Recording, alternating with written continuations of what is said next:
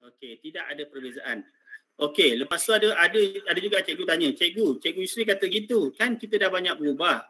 Dulu kertas satu tengok jawapan dulu. Jawapan betul, kaedah salah, bagi full mark. Sekarang kan kertas satu dah macam format kertas dua, betul. Saya kata perbezaan format tu betul, tapi perbezaan format tu bukan untuk student. Perbezaan format dia tidak mengubah cara kita mengajar, cikgu. Cara kita mengajar masih lagi sama. Jadi perbezaannya hanya pada perbezaan pemakahan. Pemakahan bukan untuk pelajar. Pemakahan adalah untuk cikgu. Okey, jadi perbezaan ketara paper 1 lama dengan paper 1 yang baru adalah perbezaan pada kita, cikgu. Pada kita sendiri, cikgu. Jadi apa dia? Kalau dulu pada pemakahan paper 1, katalah soalan tu 4 markah. Ni yang lama, 4 markah, pelajar buatlah, kadang-kadang dia buatlah apa-apa perkiraan. Memang salah, tiba-tiba jawapan bawah dia betul, X 7. Maka pada waktu tu, format yang lama kita terpaksa bagi 4 markah. Sebab dahulu kita kenali kertas satu kita sebagai soalan objektif. Okey, objektif. Jadi dia kena bagi markah pada jawapan dulu, walaupun pengiraan atas dia salah dan sebagainya, itu yang lama. Okey, cuma yang baru ni sekarang ni, step by step mesti betul. Dia akan ada markah P, dia akan ada markah K. Adakah benda ni benda baru, cikgu? Tak. Sebab apa? Sebab selama ni memang kalau cikgu menanda kertas anak murid cikgu kat sekolah, trial ke apa, memang cikgu akan tanda kertas satu dan kertas dua. Dan ini adalah format yang diguna pakai dalam kertas dua. So sama saja. Bagi penilaian kertas satu dan kertas dua sama saja.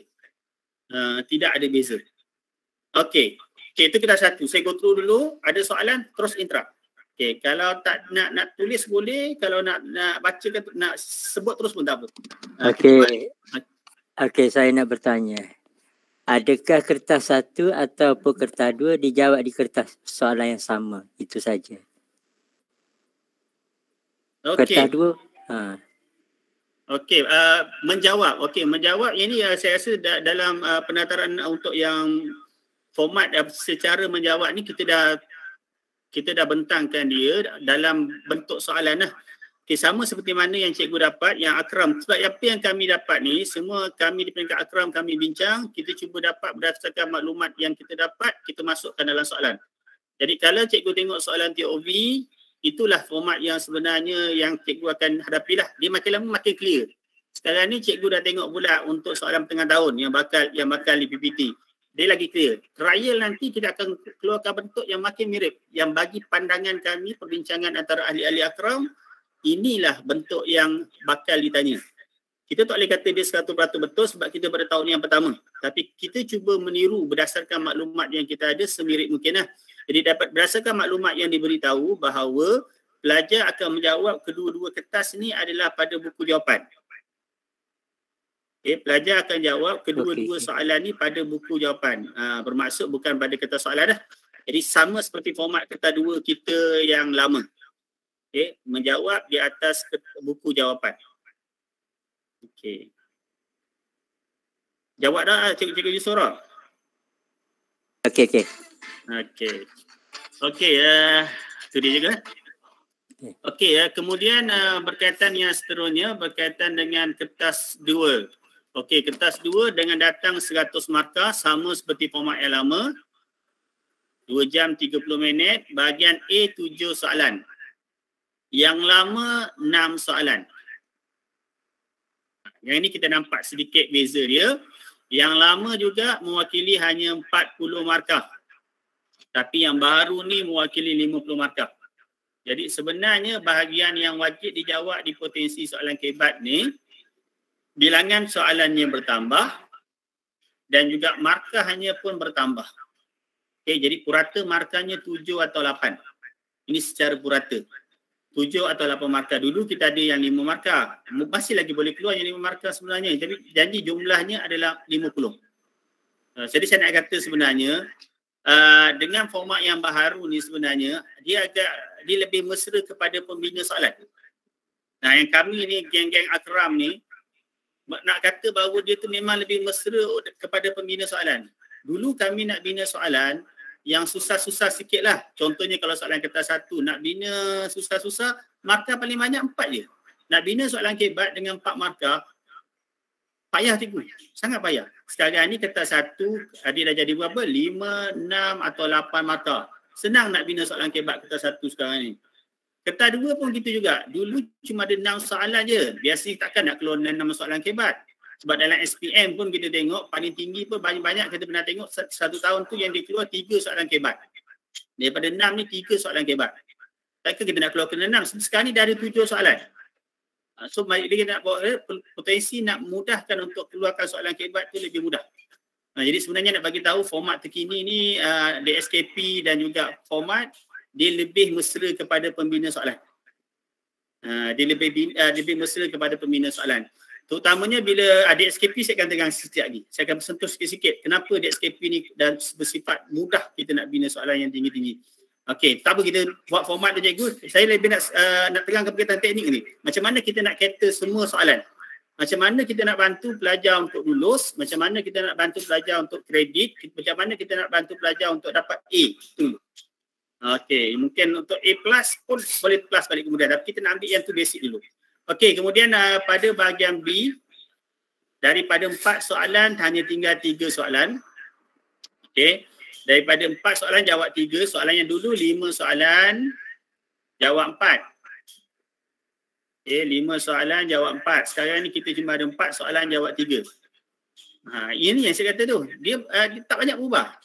Tapi dia macam seakan-akan mendekat sikit. Dulu kita bahagian B lah kita suka sangat untuk belajar, betul tak? Sebab dia soalan yang nilai markah dia 10. Dan tajuk dia pun kita agak clear. Kita agak clear dengan tajuk bahagian B dulu. Antara tajuk yang dahulu, yang pasti keluar bahagian B. Kita cerita pasal dulu. Yang memang semua orang tahulah, hukum linear. Lepas tu apa? Tajuk A dulu. Taburan kebarangkalian. Kemudian kita ada circular measure sekali dengan trigo. Kita ada differentiation sekali dengan integrate. Kemudian kita ada pasangan terakhir, vektor atau geometri koordinat. Ini format yang lama. Yang biasa bukan format sebenarnya, tapi pattern. Lebih kepada pattern sebab setiap tahun keluar gitu. Hukum linear, taburan kebarangkalian setiap tahun keluar. Lepas tu yang ni dia keluar salah satu. Tak circular measure, trigo function. Tak dy dx, pengamiran. Tak vektor, koordinat, geometri koordinat. Ini yang 5 soalan. Sebab tu dulu kita suka juga cover yang ni. Kita suka target yang ni dulu. Sekurang-kurangnya kalau pelajar boleh jawab 4 soalan kat sini, dia boleh cover 40 markah. Kemudian ditambah lagi bahagian C. Bahagian C tak berubah. Bahagian C itulah dia. 4 tajuk dengan 2 pilihan. 4 tajuk dengan 2 pilihan. Bahagian C ni, payah sikit kita nak ubah dia punya yang lain. Susah sikit nak ubah. Pembina soalan pun susah nak ubah sebab dia memang tercatat dalam DSKP. Lepas tu kita payah sikit nak ubah. Kalau cikgu baca DSKP kita bahagian depan, dia bagi tahu dah. Dalam ADMAT ni dia ada Dia ada topik-topik keras dan topik elektif. Dan topik elektif tu memang disebut dalam DSKP apa? Disebut dalam DSKP pelajar boleh belajar memilih salah satu. Memilih salah satu. So bila pilih tu memang dia kena pilihan lah. Memang dia ada tajuk pilihan. Sebab tu ada baru ni ada cikgu yang tanya saya, Cikgu Sri, boleh tak? Kita nak mengajar 2 saja. 2 sahaja tajuk untuk bahagian C. 2 sahaja tajuk untuk bahagian C. Dan saya kata macam mana? Saya kata ginilah, kalau untuk pelajar memang kita nak bantu lulus, itulah dia cara dia. Tak ada cara lain dah lah. Untuk pelajar yang kita nak bantu lulus, memang itulah 2 cara dia. Itulah cara yang biasa kita gunakan, 2 soalan saja. Tapi kalau pelajar cikgu mampu, ajarlah 3. 3 lebih selamat daripada 2. Sebab kita ni datang daripada 2 kategori, iaitu kategori sains dengan sosial. Sains 2 tajuk, sosial 2 tajuk. So bila kata dia ni pilihan, yang ni saya punya pandangan peribadi saya. Ini bukan daripada lembaga tapi daripada saya personal. Kalau dia kata pelajar pilih tajuk sains, iaitu yang pertama tajuk solution of triangle, yang kedua tajuk linear programming tu. Tajuk kinematik sekarang ni dah. Tajuk kinematik. Dia takkan buat dua-dua senang. Sebab dalam elemen yang sama, mesti biasanya satu yang senang, satu lagi lebih susah. Okey, begitu juga berlaku dengan dua pasangan yang seterusnya. Nombor indeks dengan tajuk linear programming. Sebab tu kadang-kadang bila kita pilih 3 selamat. Bila pilih 3 selamat. Sebab kita akan jatuh dua tajuk yang mungkin senang dan satu tajuk tu yang mungkin sederhana. Okey. Ataupun tinggi pun dia biasa dia pattern dia soalan pilihan mesti dibuat setara. Jadi kalau pilihan nak cerita daripada sains, jadi salah satu daripada tajuk tu dia akan buat satu mungkin satu yang lebih senang atau lebih susah tu je berlaku. Nah, tapi nak bagi tahu kalau memang pelajar cikgu minima silibus, tajuk bahagian C ni saja boleh buat minima. Iaitu belajar dua tajuk. Tajuk mana Cikgu Sri? Tajuk memang tak boleh ditentukan. Sebab apa? Memang kita pernah jumpa banyak kali pelajar tak jawab soalan kinematik. Nama-lama dia apa? Gerakan pada garis lurus. Sekarang ni kinematik dah. Okey, soalan kinematik tu ramai pelajar tak belajar pun. Tapi beberapa tahun kita tengok dia keluar, itulah tajuk yang paling senang. Dalam 4 soalan tu itulah tajuk yang paling senang, soalan yang paling senang bagi tahun tu. Beberapa kali dia keluar gitu. Sebab tu kadang-kadang kita taklah menggalakkan bahawa tak belajar tajuk ni ke tak. Tapi kalau nak kata minima, bolehlah minima 2 tajuk saja. Tapi cikgu pilihlah. Sebab dia berbeza dengan pelajar. Saya pernah paksa belajar, kita belajar 2 je. Nombor indeks, kemudian dia belajarlah juga penyelesaian segitiga. 2 tajuk akhir form 5, form 4 tu. Tapi kemudian saya test dia dengan tajuk pengatur cara linear. Dan memang grup pelajar tu dia memang lebih mudah dengan pengatur cara linear. Sebab dia biasa dengan graf. Bagi dia biasa dengan graf, dia lebih mesra dengan graf. So ada juga pelajar yang saya jumpa, kita ajar dia tajuk gerakan pada garis lurus, kinematik kita sekarang ni, dan dia lebih mudah faham. Rupanya pelajar ni dia memang cenderung kepada tajuk kalkulus. Dan dia memang minat dengan fizik. Dia minat dengan fizik dia tu. Dia dengar je pencutan dia suka kira. Itu dia berbeza-beza. Jadi macam mana cara dia, walaupun dia elektif, cikgu kena nilai diri pelajar-pelajar cikgu sendiri ya. Sebab kita bukan nak buat untuk kita nak buat untuk pelajar kita. Okey, itu secara keseluruhan berkaitan dengan format kertas 1 dan kertas 2. Okey, dan soalan-soalan yang pernah ditanya pada saya yang itulah. Okey. Okey, kemudian apa lagi? Okey, aras kesukaran soalan. Okey, yang ni format. Yang ini format. Okey, sebab lembaga peperiksaan sebenarnya dia tak keluarkan format yang banyak. Dia keluarkan paper 1. Soalan bahagian A ada 12. Bahagian B ada 4. Paper 2, bahagian A ada 7. Bahagian B ada 4. Jawab 3. Bahagian C ada 4. Dia keluarkan gitu je cikgu.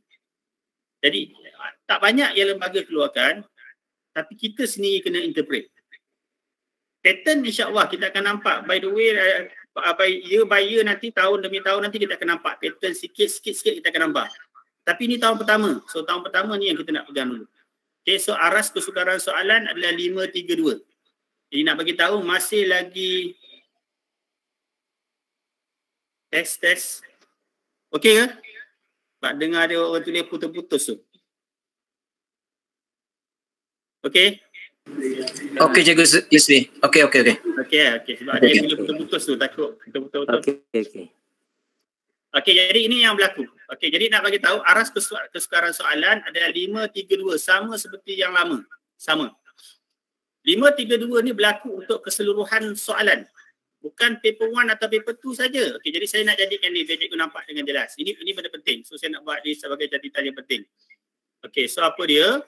532 ni adalah keseluruhan soalan. Okay, 532 adalah keseluruhan soalan. So kalau kita jadikan per 180, maka kita akan nampaklah sebenarnya 90 markah datang daripada kategori soalan rendah. Kemudian 3 dan 2 ni, kalaulah kita ambil pattern mudah ni, kita nak ambil mudah-mudah saja pengiraan dia. So katalah kita ambil mudah-mudah, kita boleh dapat sini 50-40. Boleh. Jadi dekat sini yang kita nak letakkan dulu, 40. Okay, 40. 40 ni datang daripada soalan aras tinggi yang kita panggil kebat lah biasanya. Kita akan pecahkan dia kepada paper 1 dan paper 2. Berapa kita nak letak? Yang ni kita tak tahu juga. Yang ni kita tak tahu. So penilaian daripada segi pemakahan ni, beginilah kita letaknya secara mudah. So nak bagi tahu soalan kebat tu bukanlah soalan yang dominan, paling banyak dah. Paling banyak adalah soalan yang dibuat untuk pelajar aras rendah. Maksudnya sekurang-kurangnya 60% pelajar boleh jawab. Kalau cikgu ada 10 orang pelajar dekat sekolah cikgu tu, 6 orang sepatutnya boleh jawab soalan yang dalam kategori 90 markah. 90 markah. Okey. Kemudian yang ni memang kurang daripada 40% lah. Maksudnya kalau dalam 10 orang tu ada 2-3 orang je boleh jawab. Memang soalan tu dibina begitu. Berdasarkan secara keseluruhan. Bilangan markah dia. Yang ni soalan yang sederhana. Okey, ini dari segi aras soalan. Okey, aras soalan. Okey, saya rasa saya habis tentang format tu. Okey. Kalau nak masuk sikit lagi, format ni ini tak ada apa, ini semua untuk pembina soalan je lah. Untuk cikgu ni benda ni tak banyak sangat beza kecuali cara menjawab saja. Soalan ada 2 kategori. Yang pertama respon terhad, kemudian berstruktur. Perkataan pada berstruktur. Struktur ni senang katanya ada kaitan. Cara menjawab tak ada beza sangat, tapi kalau dari segi teknik kalau macam ni. A, B. Kalau soalan tu respon jenis terhad ni, jawab je lah A, lepas tu jawablah B. Tak boleh jawab A pun, jawablah juga B. Tak ada masalah sebab dia tak ada kaitan dua ni. Dia tak ada kaitan dua ni. Dan kalau bentuk soalan macam ini, kalau saya kata dengan pelajar saya, jawab je lah. Semak buat kemudian sekali. Sebab dia tak ada kaitan. Sedangkan yang berstruktur ni adalah soalan yang ada kaitan antara setiap kategori. So yang A ada kaitan dengan B, B ada kaitan dengan C. Contohnya yang A ni cari X, dapatlah X3. X3 ni pula akan guna pula bawah ni untuk cari nilai Y. Y ni pula kemungkinan X dengan Y ni akan guna pula untuk cari soalan Z. Itu dia. Soalan yang ada kaitan. Soalan bentuk berstruktur macam ini, kena pastikan pelajar semak setiap kali kira bahagian-bahagian. Lepas siap kira yang A, semak. Lepas siap kira yang B, semak. Lepas siap kira yang C, direct lah jawapan. Kalau struktur ini cara menjawab je. Lebih kepada cara menjawab saja. Dua bentuk soalan ni, cara menjawabnya begitulah. Okey, sebab kita jumpa ramai pelajar, kita pun biasa dah. Kalau pelajar kita ni, careless mistake tu biasa. Careless mistake tu biasa. Kalau bahagian ni dia careless mistake, dia mungkin hilang markah tak banyak. Maka jawapan dia hilang. Tapi kalau careless mistake berlaku pada bahagian ni, dia lebih banyak hilang markah. Sebab tu kalau soalan jenis berstruktur, kita akan minta pelajar semak. Buat semakan semula sebelum bergerak kepada perkara-perkara lain lah.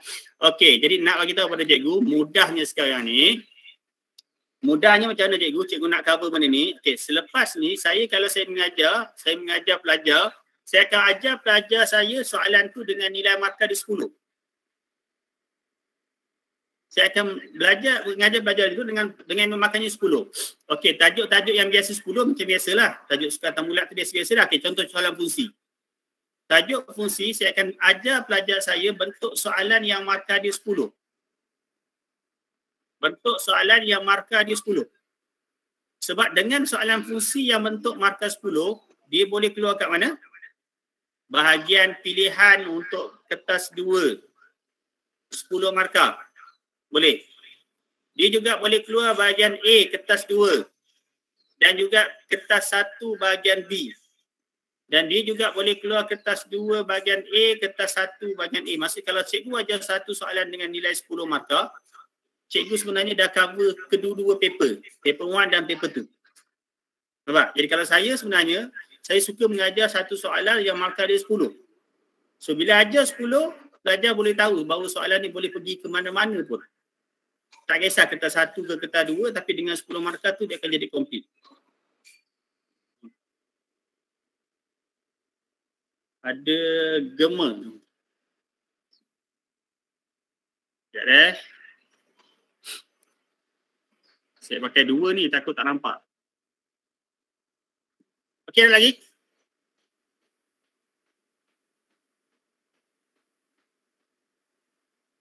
Off dah ni.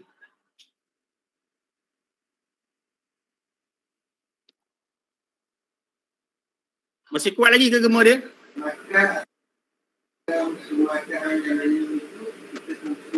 Dekat PPD Ulu Terengganu ni okey je Cikgu Sri. Oh, mungkin ada masalah lain tu kat sini tak? Kalau ada yang okey, ada yang tak okey. Okey, tak apa, saya terus Okey, Saya terus cikgu, masa kita pun tak panjang ni. Okay, jadi saya nak pergi dulu, kalau ada apa-apa bagi tahu je dulu. Okey, soalan kebat. Okey, soalan kebat. Okey, bahagian soalan kebat. Okey. Ini 5 perkara penting dalam soalan kebat. Saya nak kenalkan je supaya cikgu jangan takut dengan soalan kebat. Kena tahu yang tu dulu. Okey. Yang pertama dulu saya kata tadi dah, yang perkara-perkara yang menakutkan pelajar kita nak buang dulu lah. Okey. Jadi sebenarnya kadang-kadang tak payah cerita pun soalan ni kebat ke tidak. Sebab soalan kebat ke tak kebat, cara jawab dia sama. Soalan tu kebat ke tak kebat, jadi cara jawab dia sama. Kadang-kadang saya ada setengah-setengah pelajar yang kalau lemah tu saya tak kenal. Saya tak bagi tahu langsung dia istilah-istilah kebat. Anggap je soalan kebat tak ada. Jawab je belaka. Rasa macam tu macam lebih selamat lagi. Tak? Daripada kita kata ada soalan kebat, 2 soalan. Nanti dia tak cari soalan lain tu. Soalan senang dia tak cari, dia cari soalan kebat. Lepas tu jawab tak jawab pun. Itu kadang-kadang kita mentaliti belajar. So kita kata tidak adalah, jalan je terus. Semua soalan kebat ke tak kebat, cara jawab dia sama. Okey, jadi apa cara jawab yang saya biasa gunakan dengan pelajar? Ini secara mudah, saya bagi sebentar lalu. Okey, yang ni bahagian DSKP. Okey, saya nak kita tengok sama-sama sebentar lalu je ni. Okey, dalam silibus baru kita ni, kalau cikgu perasan, silibus baru ni lebih kepada disusun mengikut komponen. Disusun mengikut komponen.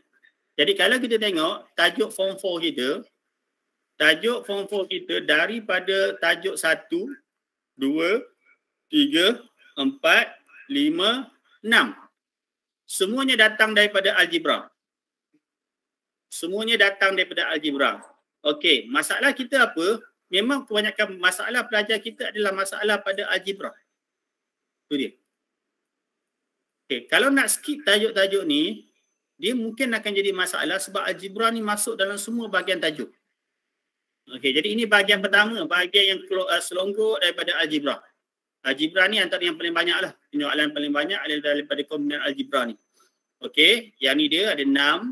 Kemudian diikuti pula dengan geometri. Geometri kita ada 3. Geometri koordinat dengan vektor ni biasa. Sukatan membulat ni baru tukar geng. Geng lama dia dalam tajuk trigo.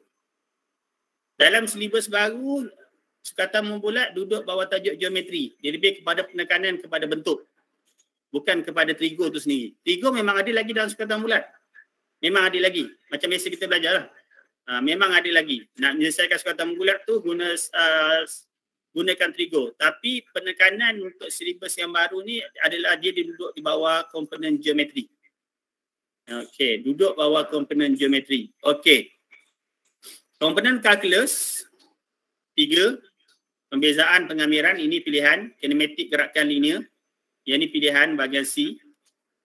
Pembezaan pengamiran ni lah antara tajuk yang favourite dia. Trigonometri cuma tinggal satu tajuk je yang wajib, iaitu fungsi trigo.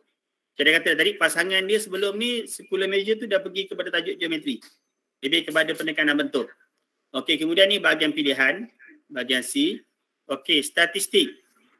Okey, statistik, tajuk statistik tak ada.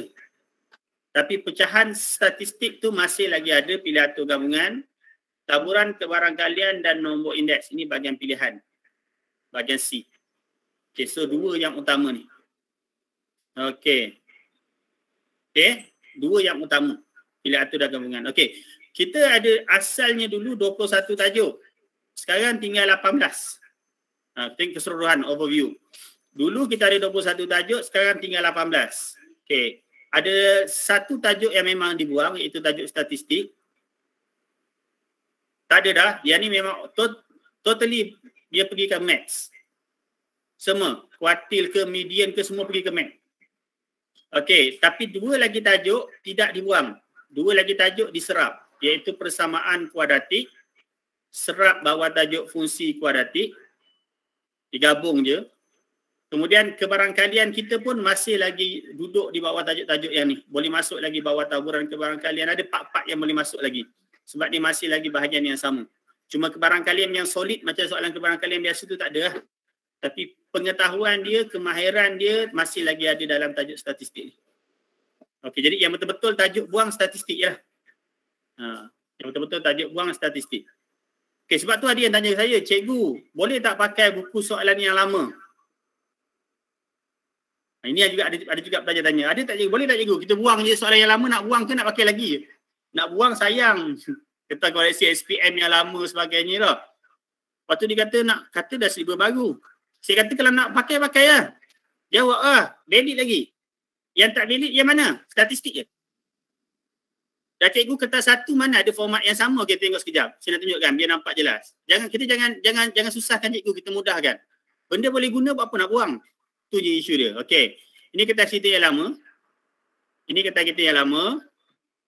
Okey, saya kata kenapa nak buang kalau boleh guna? Kita tengok sama-sama. Okey. Tajuk korang kalian sekejap Okey, tajuk ni. Okey, fungsi kuadratik. Sekarang ni soalan ni 3 markah. Tadi Cikgu Yusri kata soalan sekarang ni mana ada 3 markah dah. Soalan kertas 1 biasanya sekurang-kurangnya 5 atau 6 markah. Jadi sekarang ini soalan SPM sebenar ni 2019.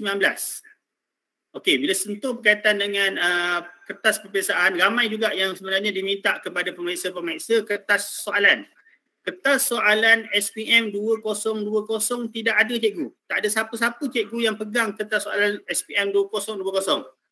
Kalau ada yang pegang dijawablah dengan lembaga peperiksaan. Itu je.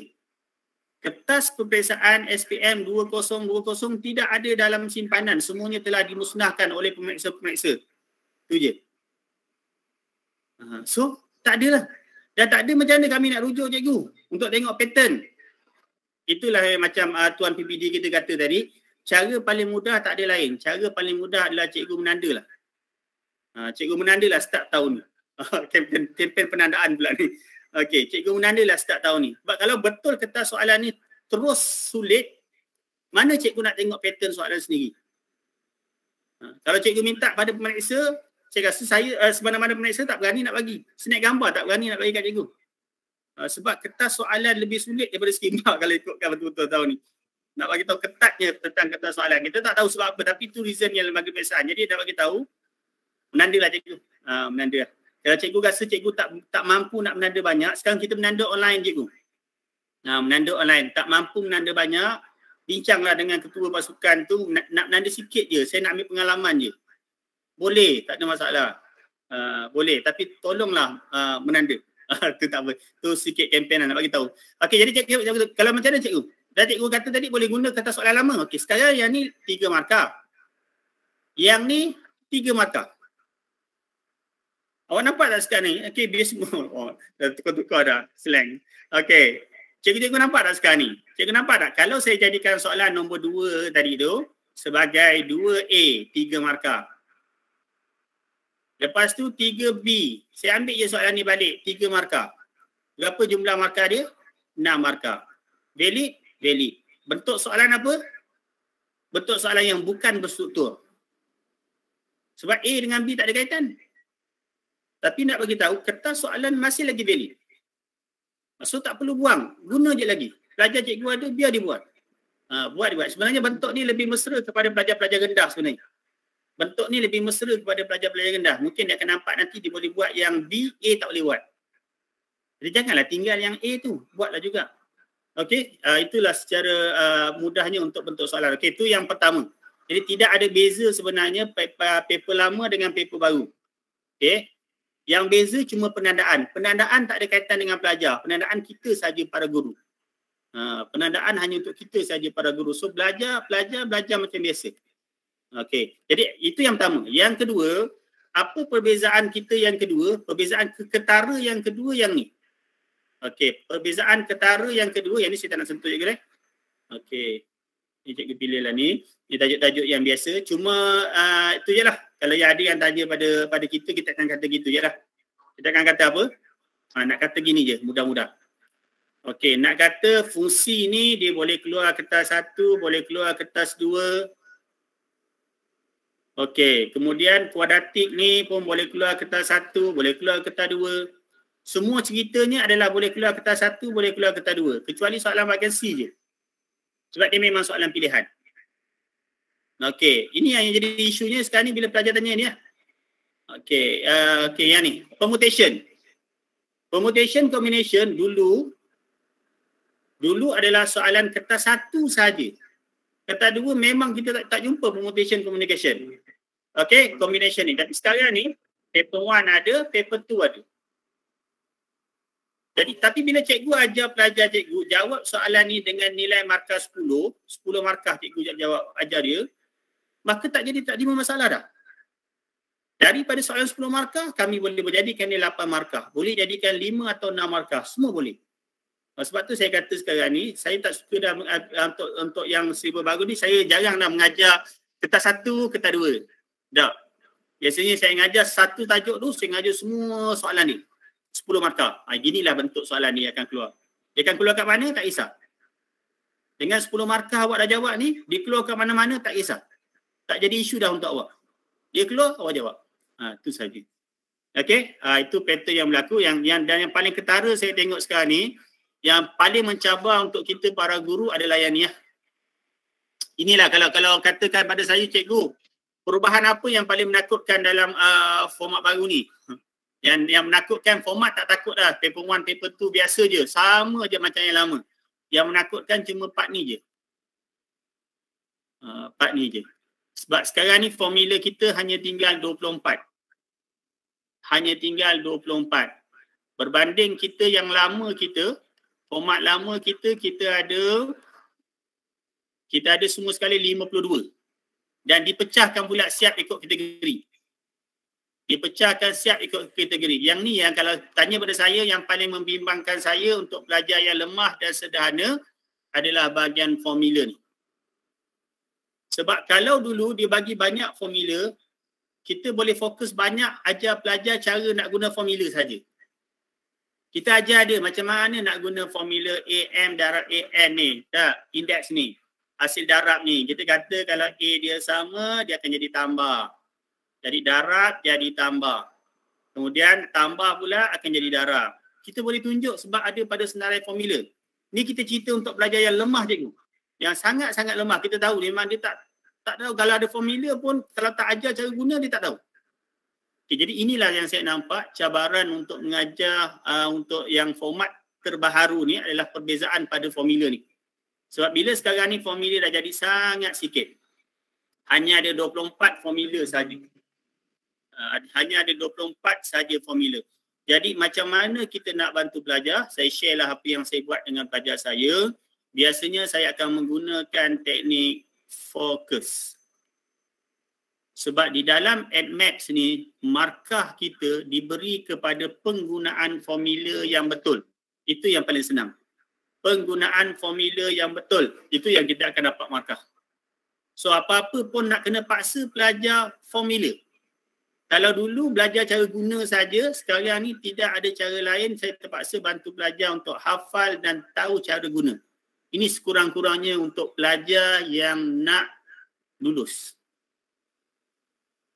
Pelajar yang nak lulus. Okey? Pelajar yang dia target, dia nakkan kepada lulus, yang ni yang diperlukan. Dia tak ada cara lain, dia terpaksa hafal. Ini bahagian ni yang kita berat sikit. Sebab orang kata mat ni tak payah hafal. Orang kata mat tak payah hafal, mat kira je. Betul. Tapi kalau kita tengok base pada pelajar kita, kalau dia tak ada formula memang dia jadi salah. Habis terus. Jadi berdasarkan inilah sebenarnya yang saya pun mudahkan pelajar, saya gunalah teknik bertemindah. Okey, saya gunalah teknik bertemindah. Okey, untuk memudahkan pelajar menghafal formula, saya guna teknik bertemindah. Sekurang-kurangnya dia jadi sedikit guided. Pelajar biasanya, pelajar saya kalau dia nak jawab soalan set lah, soalan typical tak ada masalah sangat. Bila sekarang ni kita nak masuk soalan set kan. Nak masuk soalan set, saya mesti minta dia, mesti pastikan awak ada senarai formula duduk sebelah awak. Bukan senarai formula yang 24 cikgu. Kalau nombor 24 ni saja jam. Tak boleh. Banyak benda dia sangkut. Dia nak kembali kepada macam formula yang lama. Jadi daripada 52, sekarang hanya tinggal 24. Yang dia buang-buang tu semua tu kena masuk lagi. Kena masuk balik. Jadi kita menggunakanlah teknik bertemindah. Dan setakat ni gitulah yang saya gunakan. Pelajar nak jawab set soalan, ada bertemindah sebelah dia. Bertemindah pun tak banyak. Satu kertas lukisan saja. Kertas lukisan tu, dia penuhkan kertas lukisan dia tu dengan semua 16 formula. Okey, saya gini lah mudahnya. Okey.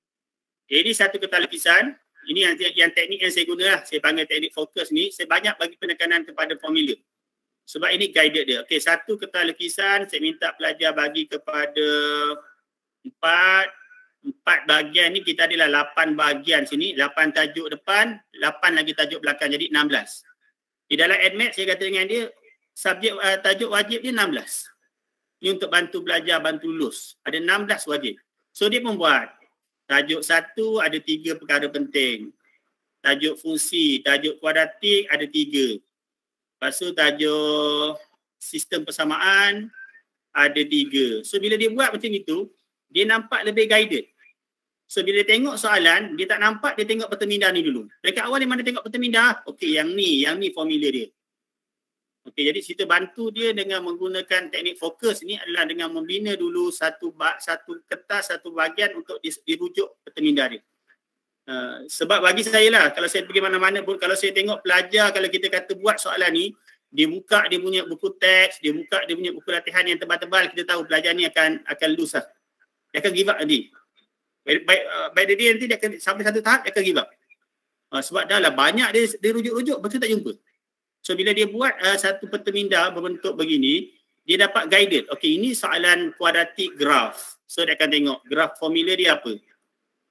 Itu cara yang pertama yang saya gunakan, dia panggil teknik saya panggil teknik fokus lah, formula. Okey. Lepas tu formula yang diberi ni bukan kata tak guna langsung. Tapi saya cuba bantu belajar.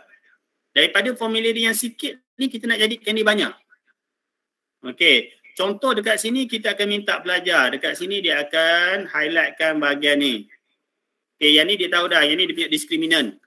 Diskriminan ni dia ada lagi 3 formula. Sekurang-kurangnya 3. Sama dengan satu lagi ekstra lebih besar atau sama dengan. Kita mula wujudkan formula kat sini. Okey. Dekat sini. Antara nombor 3 ni kita ajar dia macam mana formula yang dibagi tu kita nak suruh dia jadi banyak lagi formula. Supaya dia sebenarnya berkisar kepada formula. Yang ni kita kata yang ni semua boleh masuk kat sini. So nanti dia akan jadi formula apa? N per 2 A tambah TN. Itu dia. Okay, satu-satu lah. Kita derive satu persatu. N factorial. N factorial apa akan jadi lagi? N factorial formula ni pula. Saya pun tanya dengan pelajar ni formula apa?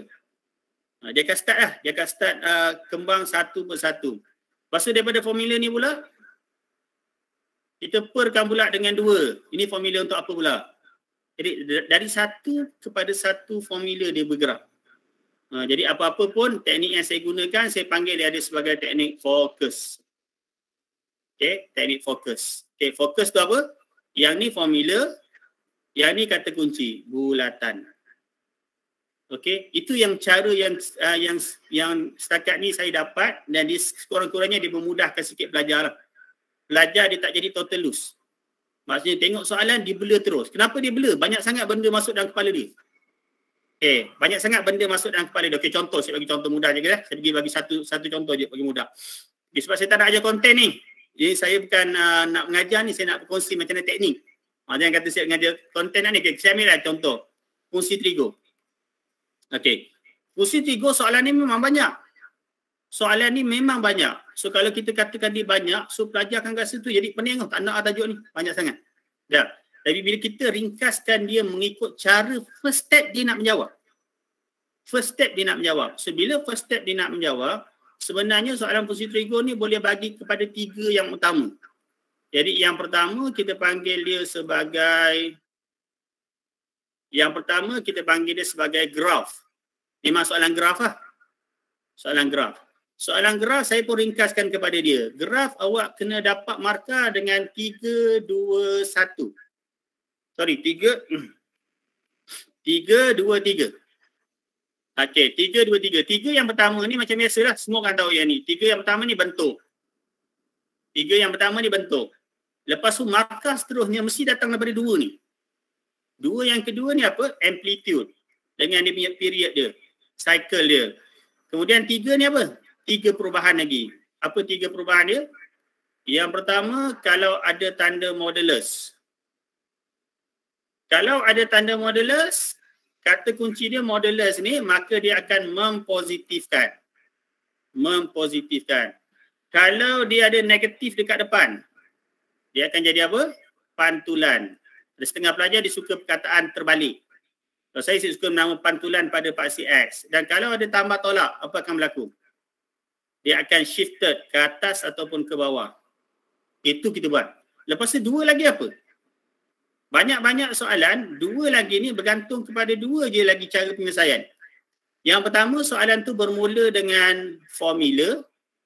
Soalan tu sendiri mesti mula-mula kena tengok senarai formula. Ataupun yang kedua, dia mesti bermula dengan lakaran dahulu. Saya biasa panggil pelajar lakaran butterfly. ASTK. Itu dulu.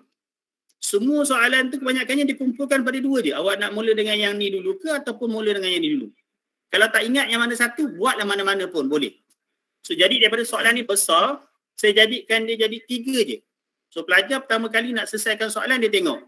Soalan ni cabang 1 ke, cabang 2 ke, cabang 3. Okey, kemudian cabang 2 ni biasanya pecah lagi 3 bentuk soalan. Okey, 3 bentuk soalan yang biasanya kalau melibat yang ni, okey, kalau saya nak pecahkan lagi, dipecah lagi 2 yang melibatkan formula ni. Yang pertama adalah soalan proof. Soalan buktikan. Yang kedua adalah soalan solve. Soalan solve. Dan soalan solve ni kita pecah pula lagi. Sama ada kuadratik, factorize atau menggunakan tangent iaitu sin over cos. Jadi mula-mula saya nampak kaedah ni macam panjang cikgu, tapi lama-lama bila pelajar, sebab kita bagi pelajar tengok. Formula ni ada sebelah dia. Kalau pelajar jumpa saya, tanya soalan tak ada peta minda, saya kata dengan dia tak payah, ambil peta minda bawa kat saya. Tak ada peta minda, jangan tanya lagi. Pinjamlah peta minda kawan awak ke. Saya akan drive dia berdasarkan peta minda. Okay. Lepas tu saya tengok bila kita belajar PDBTR ni lah, kita belajar online ni, rupanya lagi senang. So bila saya bincangkan satu-satu soalan dalam Google Meet, saya akan tanya dengan pelajar. Okey, awak tengok peta minda awak sekarang ni fungsi trigo. Okey, soalan ni nak selesaikan guna apa? 1, 2, 3. So kita boleh on the spot tanya, pelajar akan kata, okey, nombor 2. Okey, nombor 2 yang mana? Proof ke solve? Okey, yang solve. Solve lah yang mana? 1, 2 atau 3. So lama-lama saya dah guna peta minda ni, nampak macam dia memudahkan saya mengajar. Basically dia memudahkan saya mengajar. So saya boleh tarik pelajar berdasarkan benda tu. Jadi sekurang-kurangnya saya tengok yang kesan yang paling ketara lah. Kesan yang paling ketara adalah saya tak nampaklah pelajar ni macam dia tolak terus. Setakat ni dia tak adalah tolak terus. Maksudnya kalau kata NMAT dia tak ada apa-apa. NMAT terus blur lah, tak ada apa-apa. NMAT tak ada apa. Tak ada. Sekurang-kurangnya dia tak dapat dirujuk peta minda. Dia ada benda yang boleh dibuat. Ada benda yang boleh dibuat. Okey, kalau tanya pada saya macam mana saya mengajar untuk pelajar-pelajar dalam kategori yang lemah dan sederhana, inilah teknik yang saya gunakan. Dan alhamdulillah lah, setakat tahun lepas macam tadi juga, macam PPD kita tadi tak, tuan PPD kita kata, saya tahun lepas ada 2 orang yang pelajar yang sekolah target A+, sekolah lama lah. Sekolah lama saya dulu sekolah SMK Bukit Guntung. Saya rasa alhamdulillah lah, saya kata tadi kan, Allah bagi kita ni tarbiyah dia cantik. Saya dah pergi, ini sekolah ketiga saya. Sekolah pertama saya sekolah Felda dekat Johor. Memang pelajar kita tahulah, pelajar memang lemah tapi bersemangat mengajar. Kita boleh tarik dia sebagainya. Kemudian yang kedua ni sekolah kampung biasa. Yang dah nampak dah bentuk dia. Kemudian yang alhamdulillah yang ketiga ni adalah sekolah elit dah jugalah. Sekolah Adahan ni sekolah elit. Saya baru pindah sekolah baru ni bulan 7 cikgu, nak share je sekejap ni, dah tengah hari ni dah.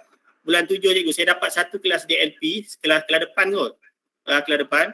Saya peranjat cikgu. Peranjat bukan apa, bila kelas PD kita bagi soalan kan, bagi soalan present, pelajar present. Kalau sekolah lama saya nak suruh pelajar present, pelajar tu akan tangkap gambar. Yang angkat gambar penyelesaian itu hantar pada kita, saya gabungkan dalam PowerPoint ke dalam PDF, saya tunjuk, maka dia akan terangkan, pelajar tu terangkan. Okay, tapi bila pergi sekolah ni dan pelajar depan ni, pelajar kelas depan yang saya dapat ni, saya tak buat apa-apa cikgu. Saya kata dengan dia present. Saya bayang dia akan buat gitu lah. Tak. Rupanya ada sebahagian besar pelajar buat PowerPoint. Buat PowerPoint lah. Dia bintang. Saya sejak kata Allahu Akbar. Sedapnya rasa suasana lah. Lepas tu ada yang pelajar memang ada conteng macam kita dia. Tak ada cerita-cerita. Di sini. Okay, saya tanya kat dia. Awak nak present pakai slide saya ke slide awak? Slide saya cikgu. Dia pun present. Habis 5 minit, 10 minit dia present, berkumpulan lah. Jadi biasanya 2 orang lah, biasa sikit lagi. Tapi dia present, dia conteng sebagainya, kata Allahu Akbar. Biasanya belajar, mengajar ni, Allah bagi peluang lah. Tapi kalau sekolah ni, walaupun sekolah elit, dia bercampur lah. Cuma beza dulu kalau sekolah Felda, kita banyak pelajar ekor je. Pelajar yang majoritinya sebelum ni gagal. Kita nak bantu dia supaya dapat lulus kredit. Pergi sekolah Bukit Guntur ni dibagi 2. Adalah 2-3 orang yang berpotensi A, kemudian ada belaka. Tapi banyak yang banyaknya yang gagal nak kelulus lah. Okey, kemudian yang sekolah yang ni bercampur juga. Sama, dapat rasa belaka lah. Tapi yang saya sukanya cikgu, yang saya suka adalah bahawa pelajar saya yang sekolah lama saya tahun lepas kita tahu kan kita mengajar dengan keadaan gitu kan. Ada 2 orang yang sekolah target straight A+. Straight A. Biasalah kita kalau sekolah ni, NMAT lah. Kita terus kata saya memang respect cikgu-cikgu NMAT ni. Memang kita jadi masa sokmo. Setiap tahun pelajar yang nak target A, ini nak cerita pasal pelajar depan pula. Pelajar yang nak target straight A, masalahnya dekat NMAT. Dan masalahnya bukan sikit-sikit. Masalahnya dia daripada G. Dia adalah pelajar daripada gagal. Markah bawah 30. Markah bawah 30 nak bantu dia sekurang-kurangnya dapat A-. Tapi saya alhamdulillah tahun lepas 2 orang yang sekolah target tu, memang kita debar lah. Debar sebab apa? Sebab masa trial tu baru dalam 30 lebih lagi. Dalam 30 lebih lagi. Tapi kita konsisten. Kita konsisten bagi soalan, saya guna teknik yang saya kata gini lah. Dan bila saya tanya balik pelajar tu, memang 2 perkara lah pelajar cakap. Yang pertama cikgu, yang pertama sekali terima kasih sebab apa? Sebab peta minda cikgu tu saya guna sampai lunya. Sampai habis cikgu. Sampai habis dah tak nampak dah kertas dah dia kata. Saya guna kertas tu lah cikgu. Dapat soalan saya rujuk. Saya dapat soalan saya rujuk. Saya dapat soalan saya rujuk. Okey, yang kedua dia kata terima kasih cikgu. Memang saya pegang sangat kata cikgu. Kualiti melebihi kuantiti. Sebab saya jarang paksa pelajar saya belajar semua. Belajar yang sederhana ni cikgu. Belajar semua tajuk dah. Saya akan kata dengan dia, awak pilih dulu beberapa tajuk yang awak suka. Kita bergerak dengan tajuk-tajuk tu dulu. Kita kumpul markah. ADMAT ni stylenya style kumpul markah. Dulu markah awak 30. Awak tak boleh lagi buat tajuk apa awak tak boleh buat? Tajuk 10 measure. Sekatan bulat. Okay, kita buat sekatan bulat. Kita tambah 10 markah lagi. Tambah. Jadi begitulah biasanya yang kita buat cikgu. Yang saya nak share, yang itulah dulu. Saya nak share bahawa yang kalau cikgu tanya pada saya apa yang saya buat kat sekolah, yang pertama sekali yang saya buat adalah memang saya share dengan pelajar tekniknya teknik fokus. Kemudian formula dan kata kunci ni saya jadikan dia dalam bentuk peta minda. Kemudian pelajar-pelajar saya akan ajar dia tak semua. Untuk pelajar yang sederhana ni saya takkan ajar dia, kita ajar semua tajuk. Tapi bila kita bagi penekanan tu kita pergi by tajuk. Dia masih lagi dalam bentuk topikal. Kita buat dia punya analisis exam dia, item dia apa yang dia kurang, item tu kita tekan satu-satu. Sebab saya pegang pada pelajar saya kata dengan dia kualiti melebihi kuantiti. Saya nak kualiti melebihi. Kalau awak kata awak nak belajar 10 tajuk je dulu. Yes, awak pilih 10 tajuk, kita belajar betul-betul tajuk. Itu dulu. Kita akan bergerak ke arah tu. Okey, itulah yang kita buat. Okey, dan akhir sekali untuk pelajar yang target A+ ni. Okey, saya terus balik semula ni. Okey, pelajar yang target A+ ini cikgu ini kaedah formula. Okey, ini bentuk soalan tadi saya kata tadi lah. Ini bentuk soalan. Okey, bentuk soalan yang dipanggil tidak soalan yang pertama ni soalan respon terhad. Soalan nombor 1 berpisah dengan soalan nombor 1, 2. Okey, ni 1, 3 ni soalan kebat. Jadi kalau nak buat soalan tajuk hukum sistem persamaan ni, saya pastikan pelajar saya buat 3 soalan. Okey, sini yang ni ke? Saya tunjuk je ni. Sebab mudah-mudah saya nak bagi tahu sebab kata saya nak kongsi ni. Bukan yang saya buat yang terbaik. Mungkin sesuai untuk cikgu, mungkin tak sesuai. Yang sesuai cikgu ambil lah, yang tak sesuai tu tengoklah. Bila ada sampai pelajar cikgu yang sesuai nanti, cikgu gunalah. Okey, sistem persamaan. Saya pun ajar pelajar saya. Okey, bentuk soalan ada 2 yang wajib dahulu.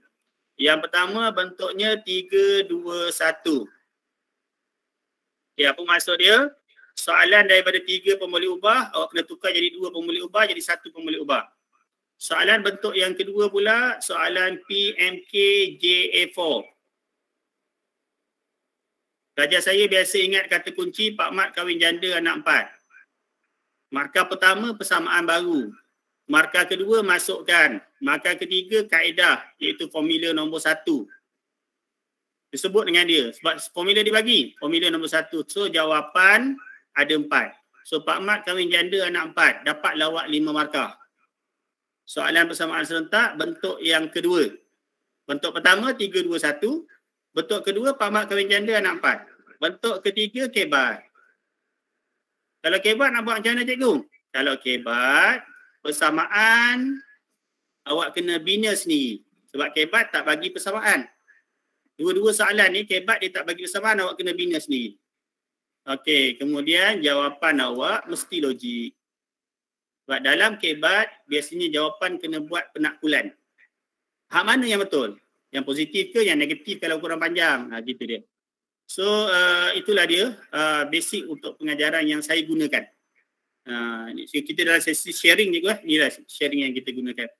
So saya nampak bila senarai formula kaedah ni, walaupun senarai formula tu dah kurang, tapi sekurang-kurangnya ada Fertiminda di backup. Di backup dah apa ni, cabaran yang ada daripada formula yang banyak jadi formula yang sikit ni. Okey. Cikgu sharing-sharing je lah, mudah-mudah je. Kalau nak tanya, tanya je.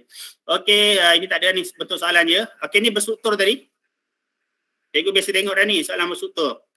A ada kaitan dengan B, kemudian ada kaitan dengan C. Okey, contohnya A ni ada kaitan dengan B, A ni pun ada kaitan dengan C. Okey, itu soalan yang dipanggil berstruktur. Jadi lepas buat yang A ni, double check. Dapat dah radian berapa, double check radian kita tu betul ke tidak. Semak balik lah. Cakah ke tirus dan sebagainya. Double check. Okey, kalau soalan berstruktur tu yang kena buat. Kalau cikgu guna jawapan yang salah, kat bawah ada markah tapi markahnya dipotong. Potong rugi lah. Potong markah kan rugi. Sebab tu soalan berstruktur kena buat semakan. Soalan berstruktur kita akan galakkan pelajar buat semakan. Okey, tu dia. Okey, tu bentuk soalan. 15 minit lagi saya ada. Sorry cikgu Saya pergi lagi sikit. Assalamualaikum, Yus. Ya saya. Nak tanya sekejap tu. Ya. Ya. Pasal kita pun tengok ni, kita memang pelajar dia akan jawab 2 jam, 2 jam setengah. Ada tak macam kita buat untuk soalan yang markah dia 5 hingga 7 ni berapa minit pun tukar tu. Baru dia boleh dapat agak tu. Kalau tidak dia mengambil masa yang lama untuk satu soalan. Okey. Okey. Terima kasih. Okey. Terima kasih Cikgu Jeff lah. Oh ni otai-otai belaka ni. Kita the board. Cikgu Jeff kalau salah apa-apa bagi tahu Okey. Okey. Ni nak tumpang mandi rumah Cikgu Jeff ni. Kawasan saya ni dah mula tak ada air balik ni. Okey. Gini cikgu, saya suka tengok gini. Kalau cikgu nak tengok mudah. Okey, nak tengok mudah. Okey. Paper 1 kita 80 markah 2 jam. Paper 2 kita 100 markah 2 jam setengah. So paling mudah kita akan kata 30 minit 20 markah. Itu sifir mudah. So bila dibawa kepada memang kita tak ada soalan yang 20 markah. Kan? Kita bawa kepada 10 markah. 10 markah maka dia akan pergi kepada 15 minit. So soalan 5 markah 7 atau 8 minit. Ini sifir mudah. Okey, tapi saya tak suka bagi penekanan kat sini sebab dia ada perbezaan pula. Perbezaan dia kepada apa? Perbezaan dia kepada soalan tu aras rendah, sederhana atau tinggi. Sebab kalau yang ni, yang kita ambil ni adalah purata untuk soalan sederhana. Soalan sederhana, soalan dengan 10 markah, 15 minit. Itu soalan sederhana. Okey, ataupun soalan tinggi. Soalan tinggi kita boleh ambil gitu. So, bila soalan tu soalan aras rendah, dia akan curi masa lagi. Okey. Sebab saya tak boleh nak spesifikkan. Sebab bagi saya macam saya kata tadi lah. Akhirnya, kita terpaksa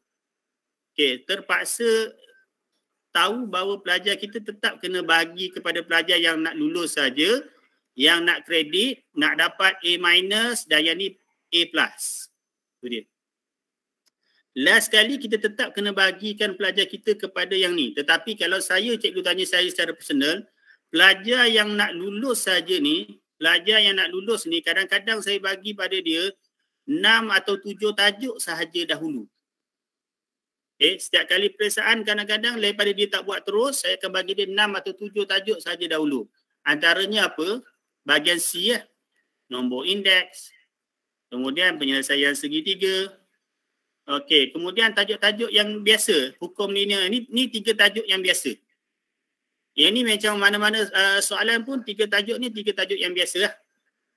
Biasanya saya akan ambil kalau 6 atau 7 tajuk ni saya akan ambil tajuk-tajuk besar. Saya tak ambil lah tajuk sistem persamaan sebab dia markah less than, kurang daripada 10. Saya akan ambil yang ni yang memang 10 markah, yang ni 10 markah, hukum linear ni lebih 10. Sebab paper 1 campur paper 2, lepas tu kita ada apa lagi? Yang ni semua dah berbeza cikgu. Sebab tu kita memang tak ada cara lain. Kita memang kena buat kaunseling dengan pelajar. Setiap kali lepas exam memang kita kena kaunseling dengan pelajar. Pelajar, okey, tajuk apa yang awak boleh dulu? Kita nak bantu awak. Saya tak boleh bantu awak banyak ni. Awak nak periksa lagi seminggu 2 ni. Apa yang saya boleh bantu awak? Okey, sukatan membulat. Kalau awak suka yang tu, kita buat yang tu dulu. Koordinat geometri 10. Kita ambil gitu je. Biasanya saya akan buat menggunakan teknik ni lah. Kita tambah sikit demi sikit. Tapi kalau pelajar tu memang pelajar yang betul-betul lambat, saya pernah jumpa pelajar yang betul-betul lambat, dia memang satu soalan ni dia ambil masa, ya Allah ni. Awak nak kata, nah, nombor indeks ni paling rendah 20 minit. Hukum linear ni paling rendah 20 minit. Paling rendah tu cikgu. Paling rendah. Tapi kita kena bantulah. Biasa belajar begini kadang dia masalah teknik je. Kalau hukum linear ni dia buat semua okey je, tapi graf dia tu dia nak sambung. Allahu Akbar. Sambung padam, sambung padam, sambung padam. Last kali kita panggil dia. Awak rasa awak sambung ni berapa markah? Last kali. Tak, dah 3-4 kali padam. Kalau dah padam graf tu bukan kena padam graf dia pelot-pelot sekali dia terpadam. Lepas tu awak rasa yang awak nak sambung garis ni berapa markah? Tu dia yang awak padam tulis padam balik padam garis kat 5 minit habis masa ni. Dah. So kita sikit-sikit kita bantulah. Tapi kadang segi masa saya takkan bagi. Tapi kalau ikut sifir dia yang atas tadi lah. Sifirnya setengah jam 20 markah. So 10 markah 15 minit. Itu ikut purata markah purata. Tapi kita akan bergantung kepada pelajar. Dia jadi subjektif sikit lah Cikgu Jeff Okey, betul lah tu. Memang kita tu ada juga lah. Maknanya kita target gitu. Okey. Terima kasih banyak. Oh, Cikgu Jeff mengiyakan tu lega tu. Oh, Cikgu Jeff kata, salah arwah kisah dah. Okey, Cikgu Jeff. Okey. Cikgu tu lah kita sebenarnya kenal dah tapi duduk jauh-jauh gitu kan. Okey, ini contoh Cikgu. Okey, 10 minit. Okay. Saya risau nanti PPD kita Cikgu Fatihah lah. Cikgu Fatihah nanti marah saya kata, kan dah cakap dengan Cikgu Yusri pukul 4 berhenti. Okey, kata dia marah saya nanti. So saya nak tepat pukul 4 Cikgu. Okey. Lagi terus, lagi ada bagi semua. Ada je? Bagilah semua sekali. Bawa apa lebih sikit. Kita tak ada benda ni je nak bagi mana. Okey, tak apa terus. Okey, soalan bahagian B 16 markah. Okey, ni nak bagi tahu ni jawab tadi ni. Ini menjawab. Saya buat modul ni sebab ada yang tanya tadi lah. Cikgu Yusri boleh tak soalan graf keluar kertas 1? Ini yang antara benda kita nak jawab. Oleh kerana sekarang ni kertas 1 ada bahagian B yang markahnya 8. Ni contoh soalan dengan 8 markah lah. Contoh soalan dengan 8 markah. Soalan hukum linear. Sebab tu saya kata kita tak bimbang senang cikgu. Dia keluar bahagian A ke bahagian B. Sebab cikgu dah ajar dia pada kertas 2. Nampak tak? Dengan 10 markah. So cukup dah. Tak payahlah nak ajar dia. Oh ni kalau awak belajar yang ni pula cara ni bentuk kertas 1 bahagian B. Tak payah. Cikgu dah ajar dia kertas 2 10 markah. Settle dah tajuk tu. Settle dah tajuk tu. Kita sendiri pemeriksa pembina soalan dah tak boleh nak buat apa dah. Kalau soalan tu 10 markah nak turunkan kepada 8 okey. Tak ada masalah. Kita boleh turunkan. Nak turunkan senang. Jadi inilah bentuk soalan dengan nilai. Jadi boleh. Lepas tu kan ada nak tanyalah. Boleh-boleh ni Akram keluarkan ke cikgu lah. Yang tu kita sulit lah. Yang tu sulit lah. Tak boleh beritahu Akram keluarkan. Tapi nak beritahu dalam SPM, dia ni boleh keluar dalam kertas 1. Janji kertas 1 bahagian B berapa markah? 8. Itu dia. Okey, 8. Okey, ini cara belajar pertemindah saya dah tunjuk tadi. Macam inilah cikgu dah. Macam saya kata tadi dengan belajar saya dia. Pertemindah dekat sebelah dia. Okey, ni pertemindah sebelah dia. 3 cabang tadi. Graph, formula, given. Okey, soalan ni start dengan selesaikan. Bila selesaikan, dia akan start dengan nombor 2. So pelajar pun akan jawab. Besok online gitulah pelajar akan jawab. Okey, nombor 2 cikgu. Cabang pertemindah nombor 2. Nombor 2 ni solve. Solve yang mana? A, B, C. A kuadratik. Okey. B apa? C apa sebagainya. Kita bagi cabang.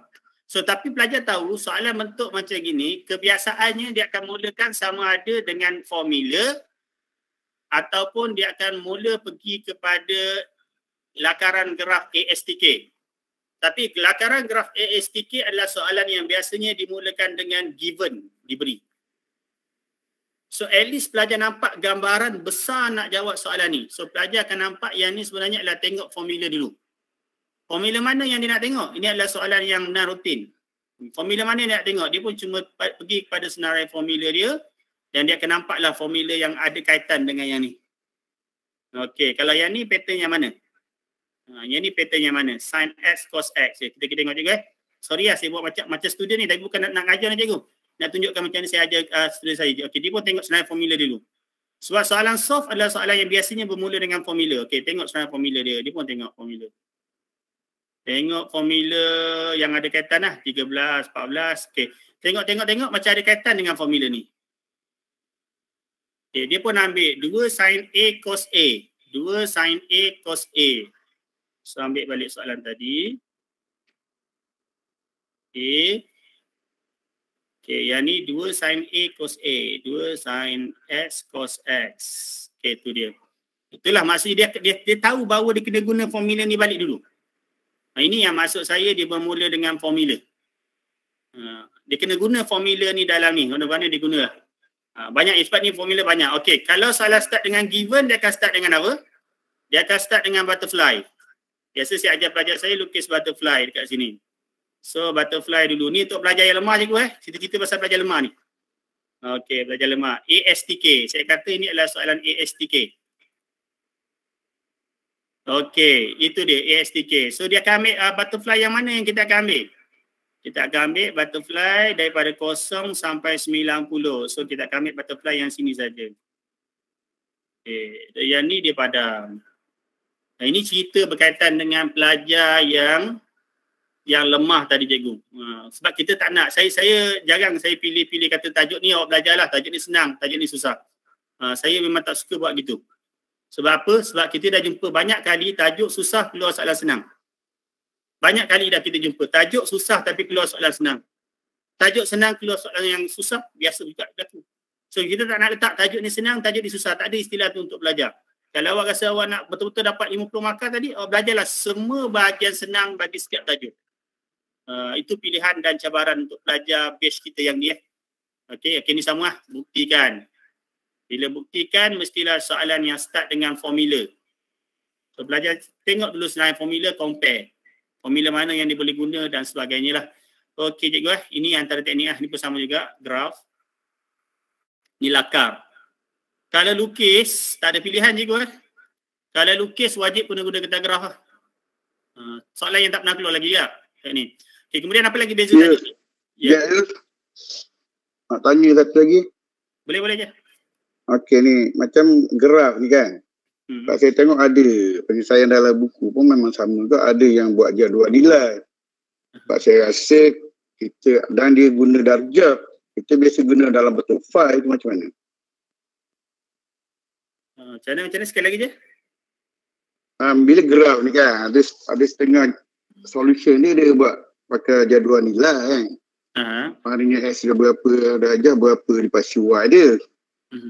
Dan kadang-kadang graf tu ada yang dia buat darjah. Biasanya kita punya skema biasanya dalam bentuk file kan. 0, file, betul. Ya. Okey, yang ni kita tak boleh nak tolak dah. Sebab dalam SPM memang dah pernah keluar belaka. So darjah pun benar, rate pun benar. So memang kena follow yang ni lah. Domain dia ni, julat dia ni. Kalau dibagi dalam bentuk radian, memang kita kena follow radian. Kalau dibagi dalam darjah, memang kena follow darjah. Kalau soalan dia kalau kita tak follow soalan, maka dia akan denda lah. Ada dendaan dia. Dia bukan dapat full mark. Bukan denda terus kosong. Tak. Tapi dendaan lah. Okey, terima kasih. Okey, Cikgu Yusri, saya nak tanya sikit lah. Okey, berdasarkan soalan ini, mengikut sukatan baru, dalam darjah pun ada, dalam pi pun ada. Tetapi berdasarkan soalan ini, tidak mustahil akan keluar soalan lukis menggunakan darjah. Itu saya punya pandangan lah. Sebab sukatan baru semua ada dua-dua. Pi pun ada, darjah pun ada. Tapi darjah lebih kepada lukis lah. menggunakan 30 darjah, 60 darjah, 90 darjah dan sebagainya. Macam mana pandangan Cikgu Yusri berdasarkan soalan ini? Ya. Okey. Tadi saya dua-dua sekali saya tu sebab benda yang sama. Okey, jadual nilai tadi. Okey, jadual nilai yang Cikgu Jess sebut tadi. Betul lah. Saya sekarang ni kita soalan lama kita memang lakar saja. Kalau tanya saya personal, kalau lakar saja memang saya tak pakai jadual nilai. Kalau contoh soalan ni tak, kalau dia sekadar lakar, saya tak pakai jadual nilai. Sebab dia akan ambil masa yang panjang. Sebab hanya kalau kita tengok daripada segi mudah dia, soalan ni dengan sign, bentuk, selesai. Dia cuma nak yang pertama tadi, kita apa sipir tadi saya bagi tadi pada pelajar saya bagi dia 3, 2, 3. Yang pertama, markah pertama markah bentuk. 3 ni 3 bentuk, sin, cos ke tangent. So dia bagi dah bentuk sin, selesai untuk markah. Kemudian 2 ni, ini kadang 2 ni 2 markah ni kadang-kadang. Kadang-kadang 1, kadang-kadang 2. Dia banyak-banyak bentuk. Tapi bagi saya kalau 2 point, 2 markah. So dia punya amplitude. Kemudian dia punya cycle dia. Mesti kalau ini 2 pi, masa hujung sekali mesti 2 pi, kita ada 2 kali kitaran. Yang ni dah cukup dah. Memadai dah untuk dia dapat full mark. Untuk 3 markah. Bulan ni tak ada markah ni, 3 markah terus. Cukup. So kalau soalan lakar, saya cenderung guna kaedah lakar tanpa jadual nilai. Kalau lakar, saya akan cenderung gunakan kaedah terus tanpa menggunakan jadual nilai. Tapi kalau lukis, kita tak ada pilihan dah. Kalau silibus baru tu keluar di bawah lukis, kita memang tak ada pilihan. Tak ada pilihan, memang kita kena pakai jadual nilai. Okey, sebab kalau tak ada jadual nilai, kita tak boleh lukis. Okey. Kita tak boleh lukis. Jadi sebab yang saya nampak mungkin ni benda-benda baru, kita pun tak nampak lagi dalam SPM, tak keluar lagi. Lepas tu yang saya tengok, kalau yang melibatkan lukis ni, kemungkinannya nanti, sebab kita dalam silibus kita yang baru ni, kita ada gabungan 2 fungsi trigo. Maksudnya sekarang ni mungkin dalam soalan ni yang disuruh lakar yang ni, kemudian nanti kemungkinan ada pula graf cos pula. Graf cos yang apa-apa lain bentuk ikut pandai lah dia bagi bentuk cos gini ke. So memang dia nak nilai. Nampak tak? So memang dia nak nilai. Macam dia menjurus ke arah tu. Sebab bentuk, tu saya kata ni, soalan kita sekarang ni mengikut DSKP dia sangat mesra pembina soalan. Sebab Cikgu Jeff pun memang bekas pembina soalan. Sama dengan Akram kita lama dah. Okay. Sama dah lama. Sekarang dulu kalau kita tengok silibus lama, di SKP kita nak buat je soalan ada sekatan. Hanya melibatkan 1 fungsi trigo, sekatan, dia sekat. Tengok silibus yang baru tak ada sekatan. Itu yang sebabnya kita tengok banyak sangat sebenarnya. Banyak. Banyak sekali. Memang banyakkannya dia kata apa? Menyelesaikan masalah. Penyelesaian masalah adalah soalan yang terbuka. Boleh buat macam-macam cara dan sebagainya. Jadi jadual nilai pun perlu untuk soalan yang melibatkan lukis sekarang. Okey. Boleh tentang sudut ni Cikgu Yusuf tadi, dia sebenarnya dua-dua boleh berlaku. Untuk lukis pakai radian pun boleh, untuk lukis pakai darjah pun boleh. Sama juga untuk lakar pakai darjah pun boleh, untuk lakar dia tidak ada penekanan kepada bahagian perwakilan sama ada radian ataupun darjah. Dia tidak ada, saya rasa kalau boleh double check balik dalam SKP dia tak ada sebut lah. Dia tak ada sebut bahawa lukis akan menggunakan darjah, tak ada. So bila dia tak sebut, maka dia boleh berlaku. Kita pegang prinsip dia begitu. Okey, dia tak banyak kalau cikgu tengok di SKP tak banyak atau sekatan. Contoh kita tengok sekatan dalam tajuk pilih atur gabungan. Dia kata masalah yang secaman tidak boleh lebih daripada 1 syarat silap saya. Memang kalau kita kumpulkan dah tak banyak sekatan dah. Jadi sekarang ni bentuk soalan yang tinggi tu lebih mudah nak dibuat. Tapi jangan risau yang tu, masih lagi pecahan markah tak boleh berubah. Itu yang lembaga tetapkan, tak boleh berubah. 5-3-2 tetap. 5-3-2 ni guide dia. Lebih ke atas tak apa, lebih ke bawah tak. Tak boleh. Jadi saya lagi suka sebenarnya benda tu. Dulu kita ditakutkan tau. Dulu yang silibus lama dulu, format lama kita ditakutkan. Dia kata apa? Kebat 30%. 40%, 50%, 60%, sedap je tak orang tambah. Debor kita. Jadi sekarang ni dah 5-3-2. So bentuk soalannya gitu. Okey, saya habiskan sikit lagi cikgu. Boleh bagi saya 2-3 minit lagi. Saya nak bentuk macam cikgu kata kalau boleh nak bagi belaka. Okey. Saya sentuh sikit je. Okey, ini contoh soalan kebat. Okey, macam mana nak bantu pelajar untuk jawab soalan kebat? Okey, apa yang saya dapati, kebanyakan pelajar sebenarnya yang pertama sekali nak guide dia. Kalau soalan kebat, apa yang awak kena buat? Okey, kalau soalan kebat, apa yang awak kena buat? So, saya listkan lah. Inilah antara benda-benda yang biasa kita minta pelajar buat kalau soalan kebat. Apa dia? Back to basic, find the difference, choose a right formula, don't afraid to try a second alternative. Okey, maksudnya yang pertama, back to basic. Kalau soalan ni pelajar saya tak boleh buat langsung, saya akan patah balik bagi dia soalan yang ni. Oh bukan, ini advance lagi. Sekejap. Okey, yang ni. Saya akan bagi lagi dia soalan yang ni. Saya akan bagi dia yang ni dulu. Soalan yang mana ni? Ni soalan basic, soalan asas dulu. Kalau dia tak boleh buat soalan bangkuk tadi, saya akan bagi dia soalan ni dulu. Okey, kemudian saya akan mainlah soal jawab dengan dia. Okey, apa yang awak nampak beza antara dua? So, biasa belajar akan nampak, cikgu dia ada graf. Okey, so kat sini dia akan nampak. First step dia ada graf. So, dia pun ada graf. So, graf dia dekat mana? So, kita bawa. Yang ni ada kaitan dengan kuadratik. B dia kosong. So, maka dia duduk tengah-tengah. Okey, dia dah mula ada graf. Okey, itu dia. Idea. Okey, itu kalau pelajar tak boleh jawab. Kalau pelajar tak boleh jawab, dipatah balik soalan asas. Kalau pelajar boleh jawab, cikgu ada pelajar jenis A+ macam ini, boleh jawab, saya akan bagi dia soalan advance lagi. Ini soalan aiskrim. Itu dia. Jadi nak bagi tahu adalah saya kalau dalam kelas saya menggunakan kaedah itulah, kaedah terbeza. Kaedah terbeza. Okey, kaedah terbeza. Tapi kalau ikut sekolah yang lama saya, sekolah harian biasa, tak banyaklah boleh guna kaedah terbeza ni. Sebab biasanya pelajar duduk di peringkat lemah dan sederhana. Cuma sekolah baru saya ni alhamdulillah jumpalah 2-3 orang yang dapat memang boleh. Soalan macam tadi tu senang sangat. So kita bagi dia advance ke bawah. Inilah cara kita mengajar soalan kebat. Dia ada ke bawah, dia ada ke atas. Sebab ada soalan kebat yang lebih senang, ada soalan kebat yang lebih susah. Itu dia. Jadi jangan salah bagi cikgu. Jangan salah bagi. Kalau salah ni yang kita biasanya kita kesian kat pelajar. Kalau kata pelajar cikgu memang tak boleh lagi kebat, biarlah dia. Biarlah dia buat soalan yang 50% tadi. 50% tak masuk kebat cikgu. 50% soalan rendah tadi tak masuk kebat. Biarlah dia main dengan soalan dulu. Tapi kalau dia mampu bergerak ke atas, A+ bukan mustahil. A+ bukan mustahil. Okey. Okey guys, saya bagi sikit lagi ya. Okey. Habis ni. Okay, saya bagi last cikgu. Sikit je. Okey. Okey. Yang ni. Okey. Bentuk-bentuk soalan. Saya mudahkan untuk cikgu je. Okey. Bentuk-bentuk soalan berdasarkan SPM yang lepas-lepas. Sehinggalah SPM 2020.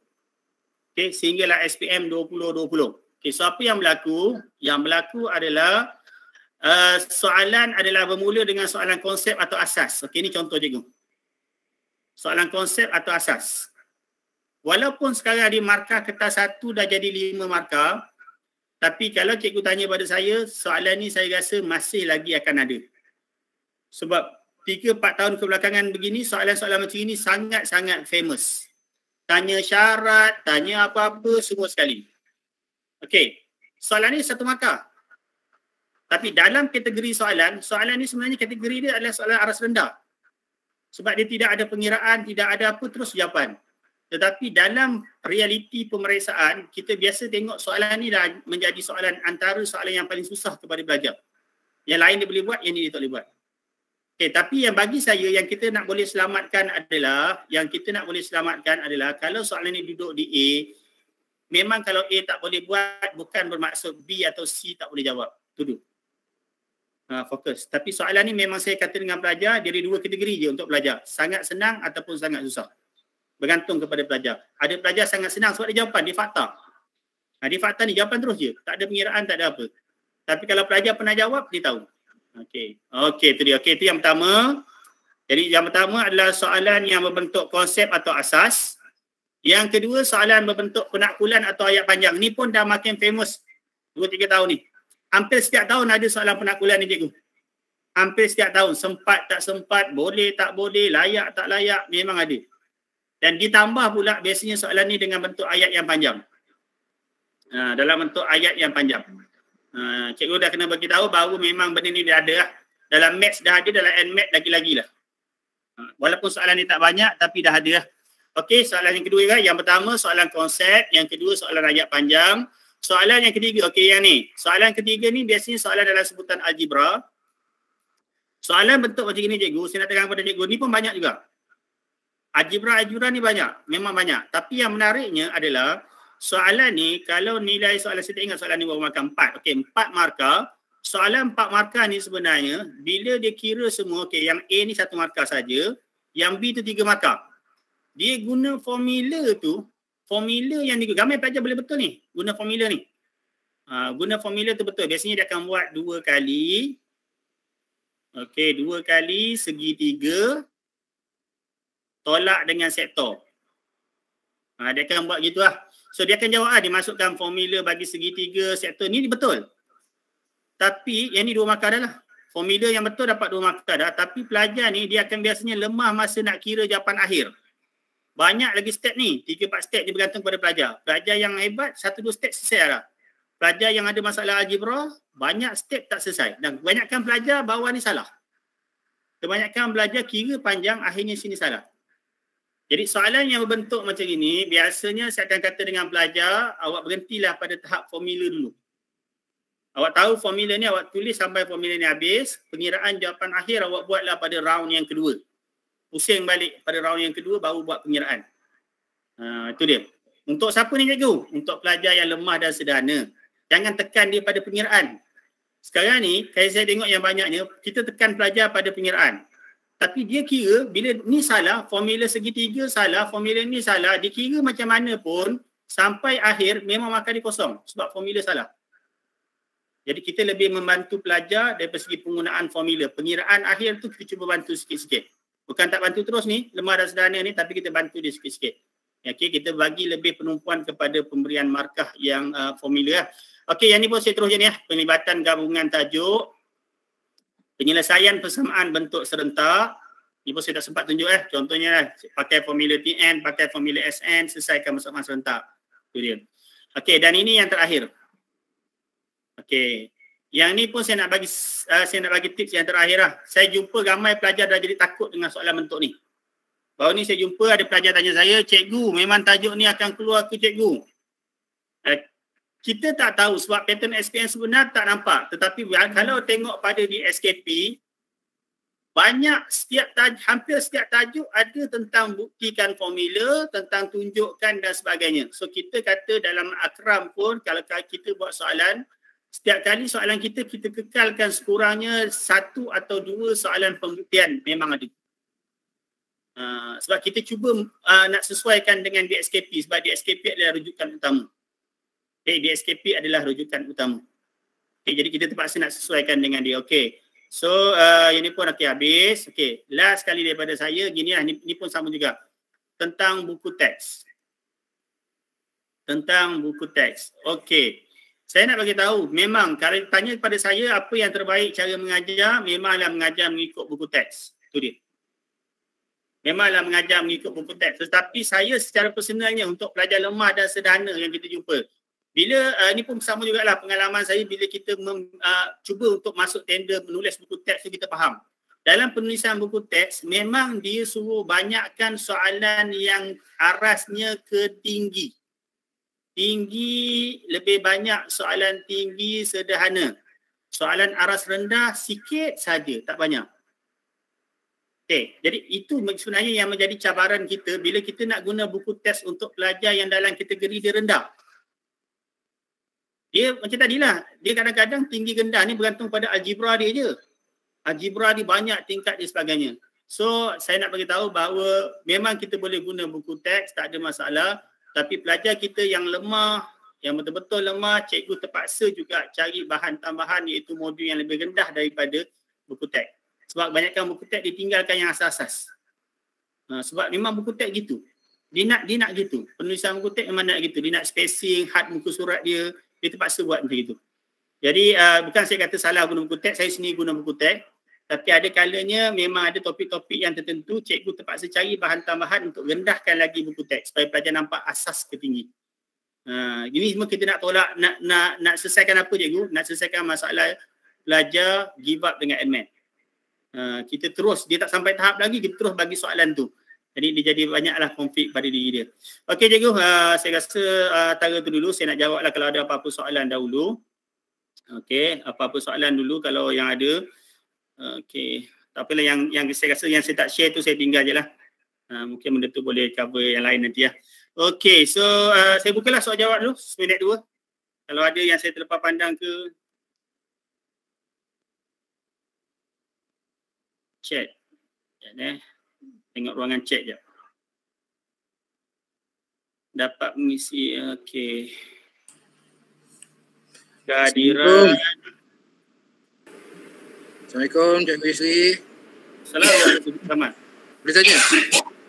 Bukan nak tanya juga.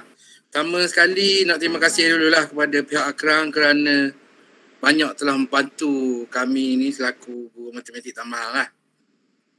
Jadi saya nak bertanya lah. Ada tak cadangan lepas ni untuk Guru Akram nak buat untuk modul untuk budak-budak lemah ni macam sekolah saya ni lah.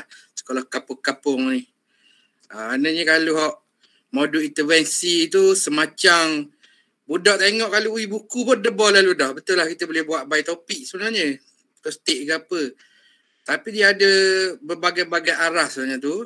Jadi ada tak cadangan daripada pihak Akram ke daripada JPN ke untuk modul khas sahaja. Sebab betul lah seperti Cikgu Yusri khabar buku teks memang sikit sangat arah. Macam saya ni tidak berpengalaman untuk buat soalan ni susah lah sikit. Jadi ikut buat soalan jadi salah arah lagi kan. Dah terjun laut lombong Melaka lagi budak-budak ni. Jadi itulah soalan saya lah.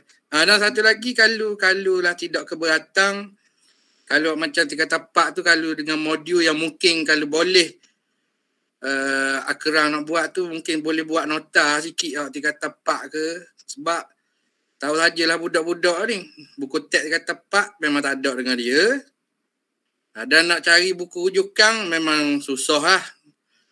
Kalau macam musim-musim gini ni untuk suruh beli lagi susah. Dia harap ke kita. Kalau macam sekolah saya duit matematik tambahan pun cipuk je nak beli. Nak beli kertas gerah pun dah lepas kadang-kadang kena pakai PT lain. Itu sajalah daripada saya. Terima kasih. Okey, sama. Terima kasih Kemar. Okey, jadi yang pertama sekali daripada JPN ni lah, apa maklumat kita dapat daripada JPN. Okey, yang pertama modul MIP tu memang kami beri penekanan kepada penambahan yang berlaku daripada silibus lama dan silibus yang baru. So dia lebih kepada perbezaan. So kita akan nampak nanti banyaklah benda-benda baru kat situ yang kita masukkan. Okey, MIP. Tapi sebenarnya MIP tu kita yang tak sempat kita buat adalah pemunian. So ada berlaku kesilapan kecil kat mana-mana tu memang daripada Akram sendiri kita terpaksa memang tak sempat kita nak murnikan. Sebab kita kejar sebenarnya tengah buat MIP, diminta buat untuk TOV, diminta buat untuk tengah tahun, sekarang ni pun tengah struggle untuk trial. Okay, tapi kalau ikut perancangan daripada segi JPN akan buat dia kata camp online untuk pelajar akademik. So maksud belajar akademik ni belajar yang macam tahun-tahun lepas lah, belajar yang kita target dapat A. Okey, belajar yang kita target dapat A. Okey, tu dah clear. Kemudian ada juga diminta kepada Akram untuk buat modul bantu lulus. Untuk buat modul bantu lulus. Yang ni saya pun kita tak putuskan lagi dalam perbincangan Akram. Ketua kami Cikgu Rahimi pun tak putuskan lagi. Memang kita nak buat. Cuma kita tak tahu kemampuan kita untuk nak buat banyak-banyak sangat benda ni mendatang ni. Sebab modul akademik tu, sebab tahun ni semua format baru. Jadi kita memang kena terkehadapan. Format lama kita guna, yang boleh guna kita guna. So nak top up tu banyak sangat lagi sebenarnya. Kalau siapa yang dah mengajar semua nampak ya, setiap tajuk tu top up dia dalam 20-30% akan berlaku penambahan. Jadi ada beberapa sebenarnya, kalau saya punya pandangan, saya dengar beberapa kawan-kawan kata, antaranya adalah, dia kata apa penekanan nak bagi tahun ni? Kita nak bagi pada yang baru ke yang lama? Maksudnya nak bagi penekanan pada yang lama tu nak kuatkan ke, atau soalan tu akan lebih banyak, soalan SPM banyak keluar pada benda-benda yang baru. Okey, jadi kita terpaksa ambil pendekatan di antara lah, medium, di tengah-tengah di antaranya. Baru nak bagi tahu sekarang ni kalau peringkat JPN memang ada perancangan nak buat modul bantu lulus MAT. Okey, bantu lulus. Cuma saya kata gitulah di peringkat Akram sendiri, saya pun saya bukan tak boleh nak mewakili ketua bos Akram kita Cikgu Rahimi, tapi memang dalam perancangan kita nak bina, cuma tak pasti sempat ke tidak dan sebagainya tu, kengkangan yang berlaku tu kena tunggulah. Tapi nak bagi tahu apa? Peringkat JPN, kita dah buat modul MIP. MIP tu memang modul yang sebenarnya yang belum sempurna, tapi boleh dah digunakan untuk melihat kepada bentuk-bentuk soalan baru. Okey, kemudian modul akademik, Yang tu memang kena buat, bawa arahan JPN memang kita akan buat untuk pelajar-pelajar skor A. Dan bantu lulus dah ada dalam perancangan, cuma saya tak berani janji juga, tim pun tak berani janji kita mampu buat ke tidak. Dalam kengkangan nak kejar semua benda ni. Okey. Okey, gitulah Cikgu Gamal, tapi saya take note lah kalau dalam meeting Akram nanti saya bagi tahu lah.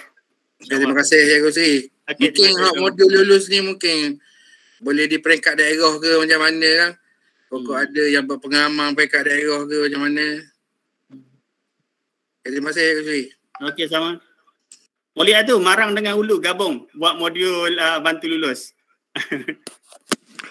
Cikgu saya pun kepala apa? Boleh.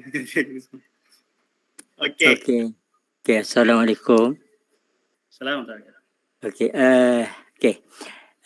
gini macam ni. Dalam proses pengiraan terutamanya tajuk sukatan membulat. Kadang-kadang pelajar ni beri berbagai-bagai jawapan 2 titik perpuluhan, 3 titik perpuluhan dan 4 titik perpuluhan. Dan ditegaskan di sini jawapan akhir mesti 4 angka bererti.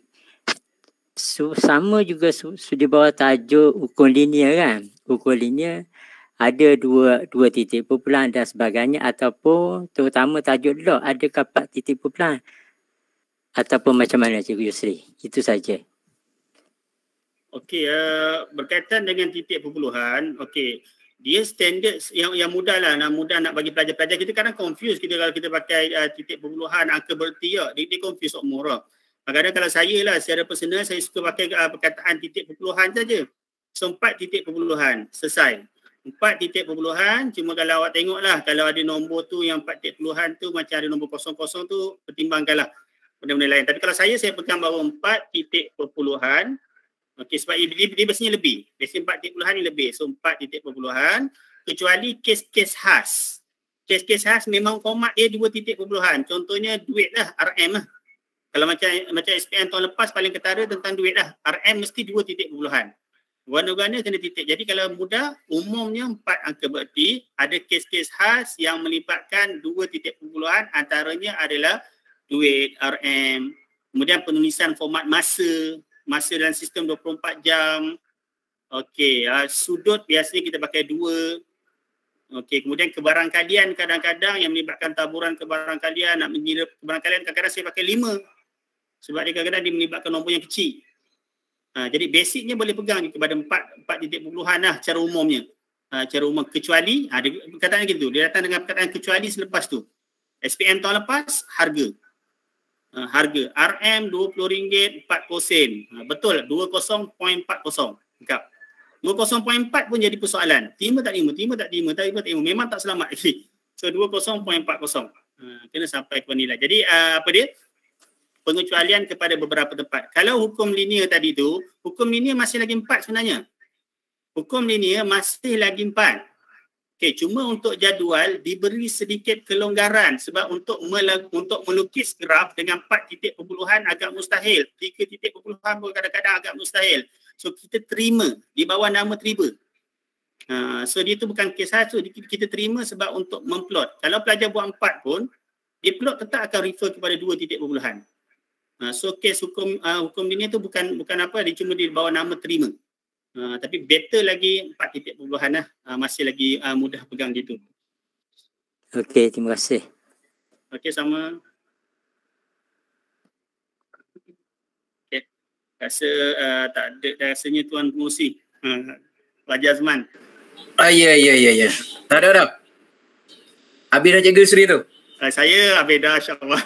Okey. Jadi majlis mengucapkan ribuan terima kasih kepada Cikgu Yusri bin Yahmad yang telah menerangkan dengan jelas yang berkaitan dengan format baru matematik tambahan untuk SPM 2021 yang pakai DSKP KSM ya.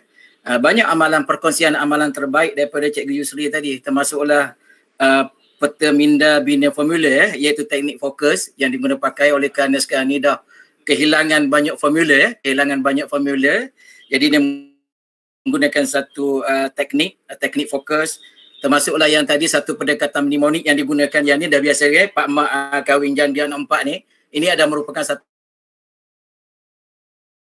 pendekatan agaklah cikgu-cikgu kita sendiri menggunakan pakai pendekatan pendekatan mnemonik yang cikgu boleh bina sendiri. Cikgu boleh bina sendiri atau pelajar boleh bina sendiri. Ya, pelajar boleh bina sendiri untuk memastikan perkara-perkara ataupun formula-formula yang sukar mudah diingati lah.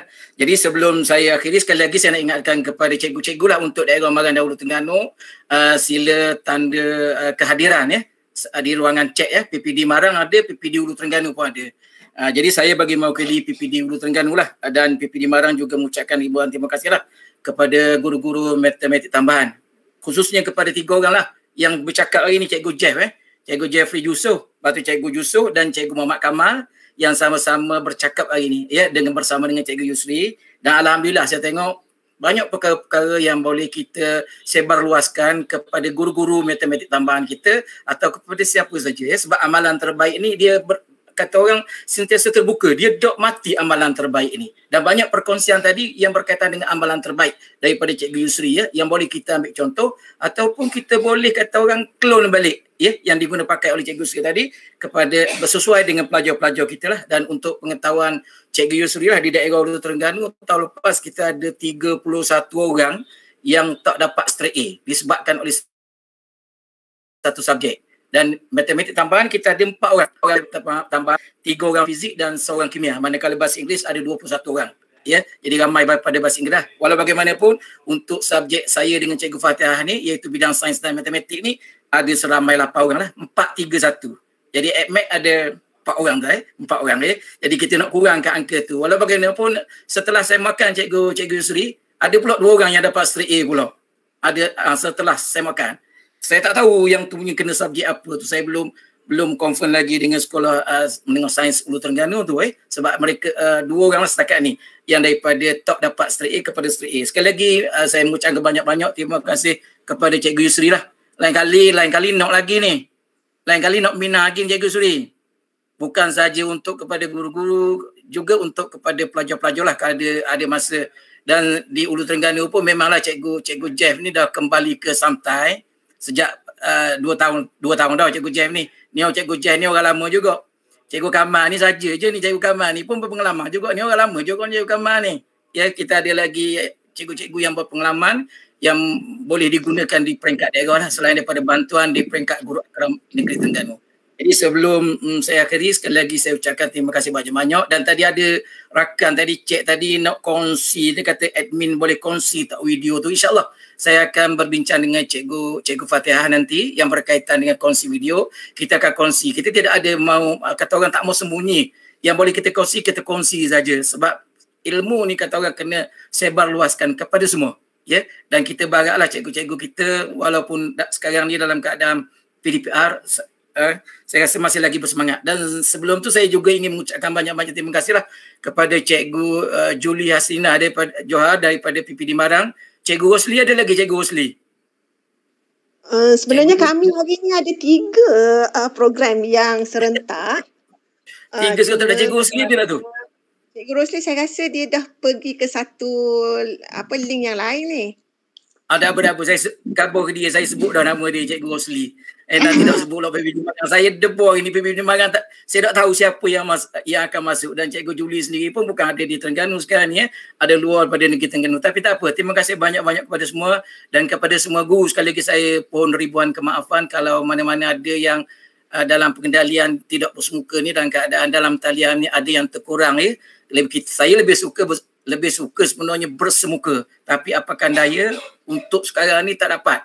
InsyaAllah untuk akan datang kita bolehlah buat bersemuka supaya ianya lebih kata orang memberi motivasi dan semangat kepada kita lah untuk nak memastikan AdMath ataupun matematik tambahan ni bukan satu subjek yang merupakan kata orang macam subjek killer subjek untuk nak dapatkan straight A. Ya, kita telah buktikan sebenarnya pada data yang kita tunjukkan. Sebab di Hulu Terengganu pun bahasa Inggeris ada 21 orang berbanding dengan AdMath ada 4 orang. Kita nak mengurangkan angka-angka tadi. Dan untuk pengetahuan Cikgu Yusri juga, Hulu Terengganu pencapaian untuk AdMath ini sebenarnya dalam lingkungan yang tahun lepas lah 77% saja.